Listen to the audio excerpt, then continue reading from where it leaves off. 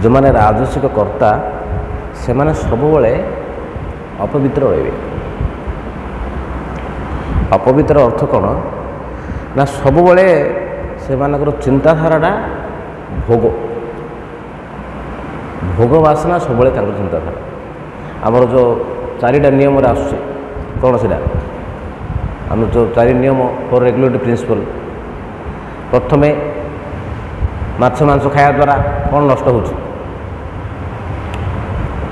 कौन दया दया रूपक धर्म नष्ट हो तापरे हाँ निशा निशा सेवन द्वारा तपस्या नष्ट हो पर स्त्री गमन द्वारा पवित्रता नष्ट हो 4 नंबर जुआ खेल द्वारा सत्य नष्ट हो। तो ये कहुई अपवित्र विषय अपवित्र कौन ना कौन सी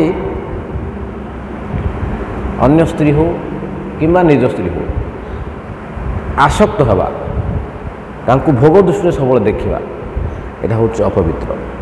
काम दृष्टि जिन आमर आप आगु आम शुणुले चाणक्य पंडित कहते कौन कहते मातृवत् परदारेषु परद्रव्येषु लोष्टव आत्मवत् सर्वभूतेषु ज पश्यति स पंडित।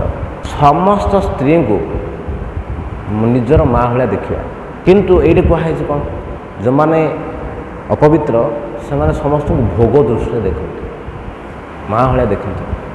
तो ये कहुच्छी ना समस्त काम दृष्टि देखा हूँ अपवित्र। तो तार गोटे सुंदर उदाहरण दिखाई ब्रह्मांड पुराण में मार्गशीर मास शुक्ल पक्ष मुख्यतः एकादशी महात्म ए विषयटा कहुई। जड़े राजा तांको नाँ हूँ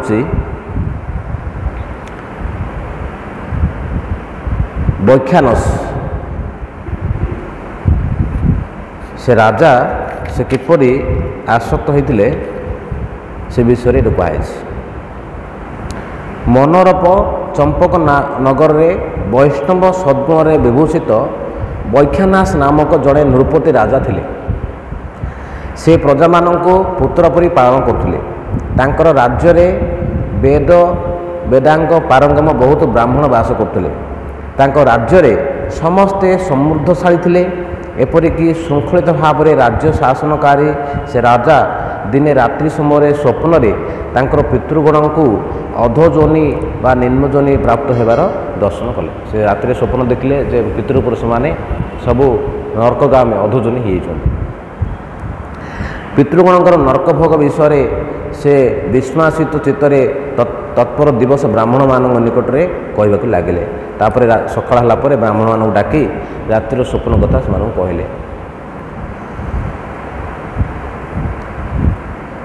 से माने मते लक्ष्य करी कहवाक लगिले हे पुत्र तुम्हें आम मानक यही नरकरू उद्धार कर।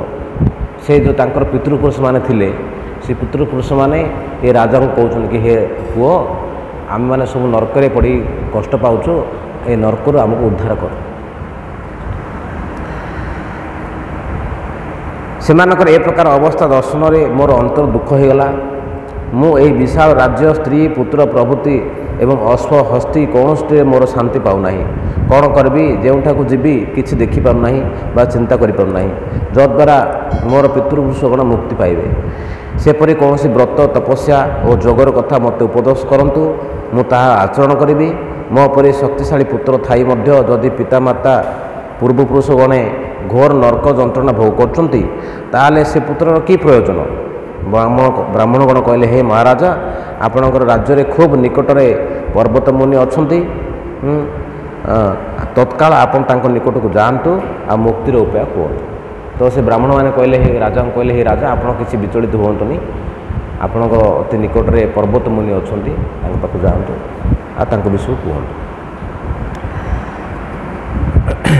तो तांकर ब्राह्मण मान कथा शुणी से वैख्यानास राजा कौन कले पर्वत मुनिकर आश्रम गले तांको प्रणाम करी तांको चरण स्पर्श करी तांको कहले कि हे मुनि हाँ मोर ए प्रकार असुविधा होती।